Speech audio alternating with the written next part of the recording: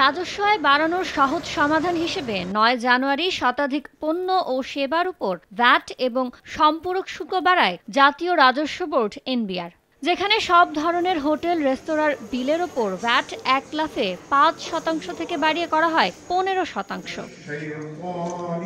VAT বাড়ানোর সিদ্ধান্ত মেনে নেয়নি এই খাতের ব্যবসায়ীরা। তাদের তীব্র আপত্তির মুখে বুধবার বর্ধিত ভ্যাট পুনর্বিবেচনার আশ্বাস দেয় এনবিআর। আর বৃহস্পতিবার আগের মতোই ৫% পুনর্বহালের সিদ্ধান্তের কথা জানায়। সরকার কর্তৃক এই সিদ্ধান্ত কিছুটা পরিবর্তন করে পুনরায় 5%-এ ফিরিয়ে নেওয়ার জন্য সিদ্ধান্ত দিয়েছে এবং সে মোতাবেক জাতীয় রাজস্ব বোর্ড ইতিমধ্যে কার্যক্রম গ্রহণ করেছে এবং আমরা আশা করি যে আজকে বা রবিবারের ভিতরেই এসআরও জারির মাধ্যমে পূর্বের অবস্থায় অর্থাৎ 5% ভিএটি হার আরোপ করা হবে। এদিকে রাজধানীর আগারগাঁওয়ে রাজস্ব বোর্ডের সামনে পূর্ব ঘোষিত কর্মসূচি পালন করে রেস্তোরাঁ মালিক সমিতি। সংগঠনটির নেতারা জানান, দ্রুত আদেশ জারি না করলে দেশব্যাপী কঠোর কর্মসূচি পালন করা হবে। আমরা এখনো প্রজ্ঞাপন পাই নাই, আর যদি করে সাধুবাদ জানাই, ধন্যবাদ জানাই। যদি সরকার 5%-এর প্রজ্ঞাপন রোববারের মধ্যে না দেয়, আমরা সারা বাংলাদেশে একদিনের জন্য স্ট্রাইকে যাব।